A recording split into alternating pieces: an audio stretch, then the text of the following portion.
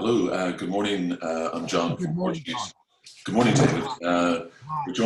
We're joined by human rights lawyer David Langwallner to preview today's papers. We tried to record this last night, but there was so much static on David's microphone that we just had to give up. But the I think sound. that's two aborted attempts in a row now about this, but anyway. Yeah. Well, you're to blame, really, David. I mean, No, I'm totally to blame. It's degradation by using this banger all day and putting coffee stains and crumbly bits of chocolate all over it. So I'm sure it's my fault. Well, David had a column on the site yesterday. It did very well in terms of views and comments, and it concerns Oscar Wilde and a visit to Reading. You say Gale. What is it? Reading jail? Gale? Well, it's Reading jail, but Gael is kind of like the old Yeah. version of it. And in Reading, you've got the modern prison and the closed Reading Gael prison. But I mean, it hasn't functioned as a prison proper for a considerable period of time. It was a youth offenders institution. And if you look at the picture on the right there, which you very helpfully procured, which I adverted to, I was in that cell. And the reason the colors are so bright, actually it's something we might talk about later today, is because it was a youth offenders institution. And so therefore, it is, and perhaps in a way, that kind of small gesture humanizes prison existence, though it wasn't like that at Oscar's time. And if you go to the back of the room, cell seat 22, you have the window, and there was a stool there. I stood up in it, and you look down into the courtyard, which he did when he wrote the poem out of Reading Gael. So I saw the execution from his window. Oh, yeah. There was a courtyard where they carried out execution. Well, the courtyard, no, it's still there. The courtyard, if you go to that window, you're looking down from about the second or third floor into a courtyard where there was a scaffold. Right. So he had, a ringside seat in the execution. If you look at it in those terms, and I would imagine it's part of that whole notion of the Benthamite panopticon, which is the idea that prison should be a form of terror, which I totally disagree with, so that the other inmates saw what was their likely fate or what could happen to them if they did something else. Bentham's idea of the model constantly surveyed prison was a total disaster. English in creation. Kilmainham was built on that basis as well. But prison was dehumanized to the extent that you could see every one of their movements. But all prisons are like that, aren't they? I mean, in terms of no, they're not. They're not. The whole Benthamite constant surveillance prison was abandoned as an idea. Some were built. If you've been to, I was. All prisons are like they have landings and every sort of. That's the Victorian prison thing. The modern ones aren't like that. And okay. If you've been as I've been to Norwegian prison, with their tennis courts, and I think it's a good. Only liberty is deprived. They have nice rooms, tennis courts, exercise, recreational facilities. But Norway is, of course, a civilized country. And on a more serious note. Prison confinement, which the article addresses, creates recidivism. It doesn't work. Yeah. Okay. In harsh conditions. Yeah, and also I think in terms of this is a place of hard labour, wasn't it? Reading Gael or Reading Jail. Yes, it was. Yeah. It was. It broke him completely. I mean, he emerged from the prison sentence in Pentonville, not a long sentence comparatively, but he emerged in his mid-40s, a completely destroyed human being, a husk of a human being. But of course, his lifestyle was such that he would be unable to cope with that in a way, I suppose. Yeah, and essentially you're saying he's the architect of his own misfortune, and not in such a simplistic way, but I mean. Well, he made a number of strategic mistakes, if you look at it in litigation terms. One, he should never have sued because it was true. You don't sue. Yeah. I suppose. The second thing is that he obviously had total contempt for Edward Carson, but you're in a different milieu. Wilde is a theatrical figure. Carson was an advocate, and a persistently brilliant advocate. And so Wilde tried to make fun of him, which was very dangerous. Yeah. A witness box is not a place for a performer Yeah. or an artist. And also you point out that they were friends from childhood. No, they weren't. They knew each other. They came from rich Protestant families, and they had played together in Waterford, and I think as children, and they had known each other in Trinity. But they were never friendly. Okay. And Wilde, in fact, said some disparaging things in Trinity about Carson.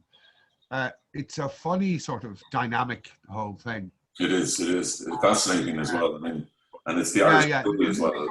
Historically wrote a play about it called Trinity of Two. One thing I mightn't have mentioned is I played Carson in a reenactment of the trial in Trinity with the late, well, not late, he's a professor in Holland now, Patrick Healy, playing Oscar Wilde. It was great. That was when colleges were theatrical occasions. But that was Ulick O'Connor's play, is that right? Yes, that's right. Yeah. So, let's go through the papers. David, Irish Examiner, March vaccine target may be missed. Vaccine plan slips due to supply issues amid EU wrangle. Let's go. There's lots of vaccine stuff, but let's just another story. Destroying recordings towards natural justice. The destruction of recordings of the personal interviews given by survivors of mother and baby homes is being. Well, that is always been an awful tactic of the Irish state. I mean, if you look at the McCabe Tribunal, Callaghan destroyed a recording, destroying the evidence. Yeah. It's a thing that's always concerned the Innocence Project. How do you prove someone's innocence when they haven't preserved the evidence? And they were obviously in a careful, typically bureaucratic, tick all the boxes Irish way, careful to paper up their own criminality and leave no traces behind. David, could I quote from? Sorry. Yeah. Sorry, could I quote from the solicitor Simon McGarr on this, and then you could just take over. This is Simon McGarr, who's been very, very vocal on the mother and baby home and the recordings and the confidentiality. He says, I was supplied with the paperwork by one of the witnesses who discovered that the recording had been destroyed, and the paperwork does not say that it will be destroyed. She's emphatic. On the day she met the two people who were taking evidence, and they said, do you mind if we record? If we're recording, we record all the things. She said, I've no problem with that, but I want a copy of the recording for my own record. They said, we can't do that. We will not give you that. I don't suppose, well, there's nothing to stop her taking, I guess, but very, very authoritarian. Well, yeah, but I mean, I don't think they're any different today. It's awful. I mean, they've got real limitation points. That is today. I mean, in terms of actions that have to be taken on the homes and the Magdalen laundries, the evidence trail and memories have faded. And it's a very interesting feature of the Irish state. They only end up ultimately apologising for something many years when everyone's in their grave and it's difficult to institute a lawsuit. An apology is not compensation. These people need money, as my dog was barking. Okay, go. Marcy, sorry, yeah. Apology is not compensation. Yeah. Or nor is it justice. Okay, excuse me. Yeah. So let's just go down. Loss of Ulster Bank would keep Ireland across high. This lady is this woman is a GAA player who's playing in Australia, where things are probably a little bit more physical there. Well, one remembers Tuki Mala attempting to murder Brian O'Driscoll as well, if you remember. Yeah. I'm no fan of violent physical sports. The Irish Independent, vaccine chaos, EU forced into a U-turn on North supply. It's a much larger story than just that. I mean, we're now having trade wars through the vaccine. But Britain has at least done one thing right, which is get a decent supply of vaccines in of alleged effectiveness. Certainly they're being rolled out. The EU now wants to ban the importation of same. The drug company in Britain wants it in. Brexit creates a further level of complication. And then we've got is it Article 16 or something, exemption to Brexit affecting the north of Ireland, where if it's the state of seriousness, the EU can ostensibly seek to block EU imports into the north of Ireland, which is what they're attempting to do with the vaccine drug. And they've gone back on it. But this is merely an indicia of what's to come post-Brexit. Endless wars of trade and competition, of ambiguity, and assertion of national sovereignty.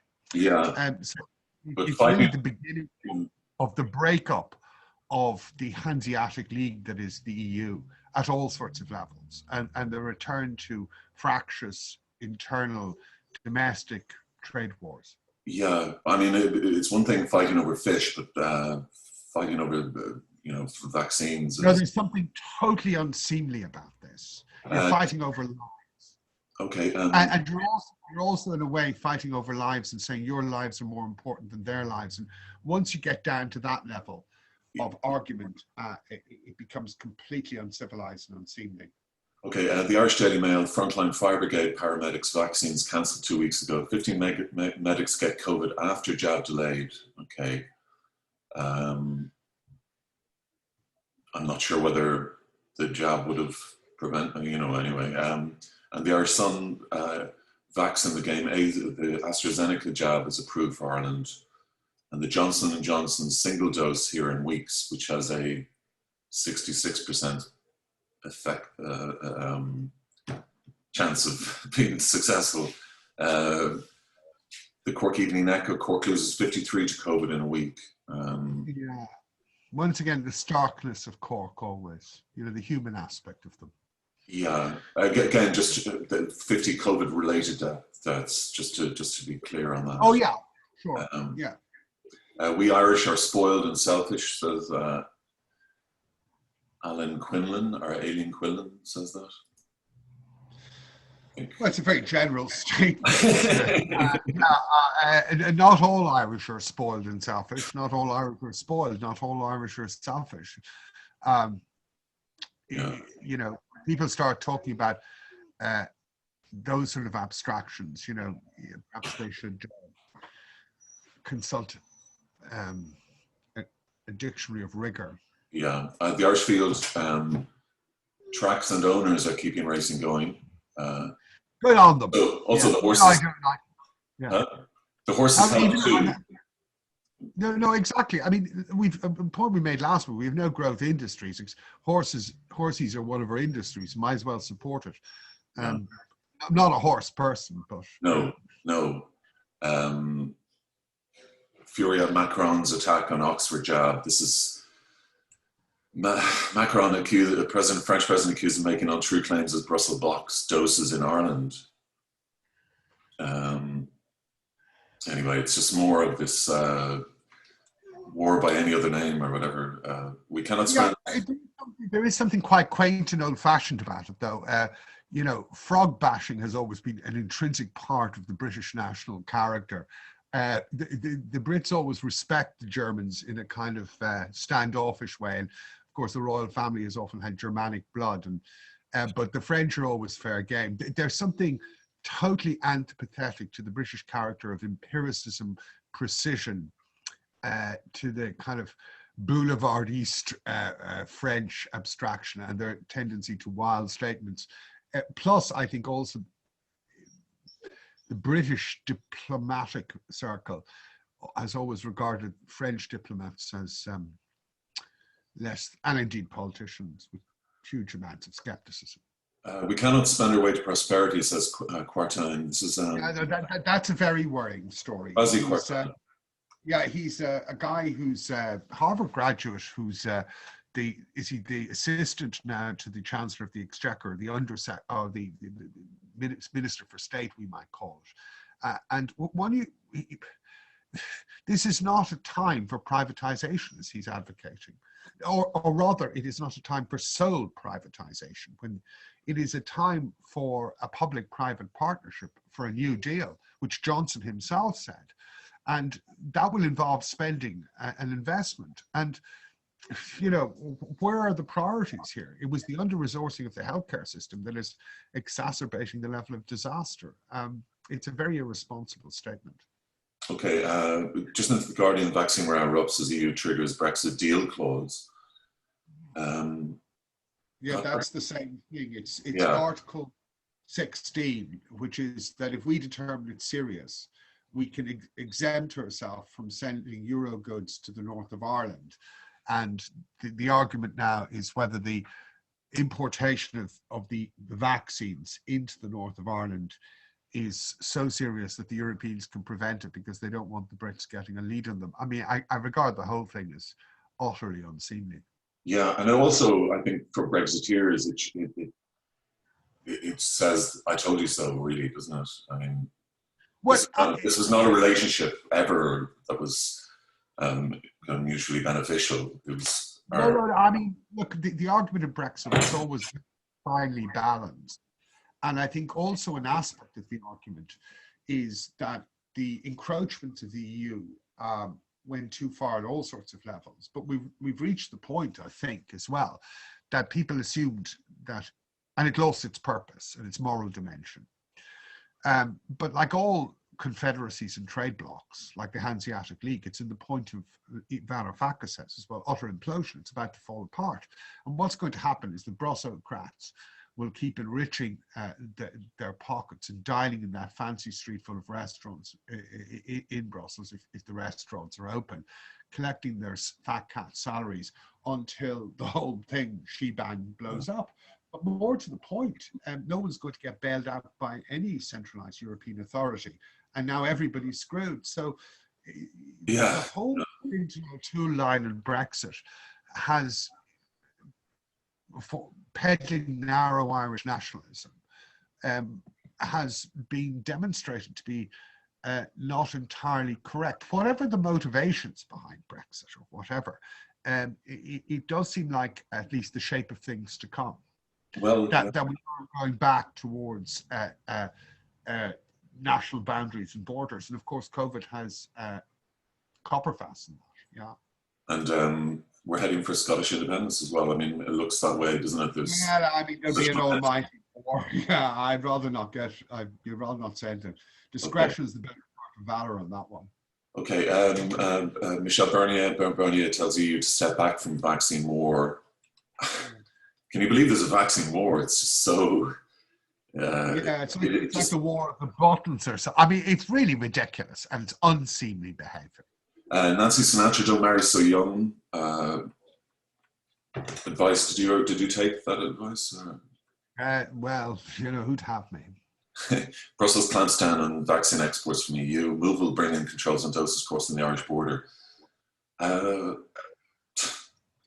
It's astonishing, really.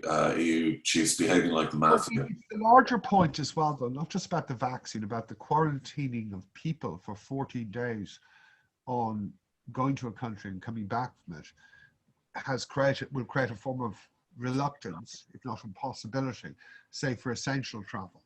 And that's very dangerous. Not that I'm a globalist at all, but that's very dangerous in terms of cultural exchanges, mutual interaction, and frank exchange of points of view.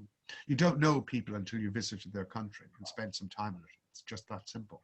At the I weekend, Vaccine Week will protect UK and the rest of the world. Just the Morning Star, I know you're a subscriber. Keep the red flag flying. Well, yeah, well, look, the jacket kind of is simpatico as well. And NHS in pain a year since COVID struck. Yeah, can I just say on the Morning Star, like the entire left has been very, very pro-lockdown, pro-austerity, pro-COVID measures, you know, I mean, look, the growing, creeping state of authoritarianism, some would call it proto-fascism, in Britain was created by Blair and the so-called left in terms of the criminal justice non-reforms. The left have a Stalinist authoritarian streak, which is equally as awful as the authoritarian streak in the extreme right. Authoritarianism is in itself awful. So no one, just because I have the same jacket as the Morning Star logo, doesn't mean I share all of their sympathies. That said, of course, the point about the under-resourcing of the NHS is obviously correct.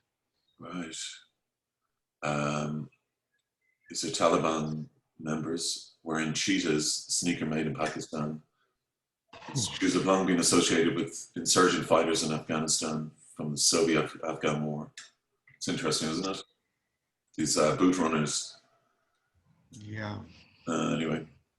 Frightening. Yes. We're entering an age of frightening extremism, and one shouldn't just associate it with distant lands or the Taliban. It is on everyone's doorstep now at all sorts of levels.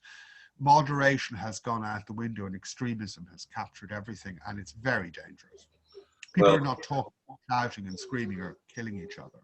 Okay, well, this is the GameStop story, I think, is very interesting. In fact, I was talking to somebody yesterday and I was saying that I thought this would have happened much, much earlier, like 10 years ago with the internet, but because I thought this is basically kind of what the internet is about, as well as everything else, is taking on established institutions at their own game, gaining a rigged system basically, but using the community of that an internet can provide.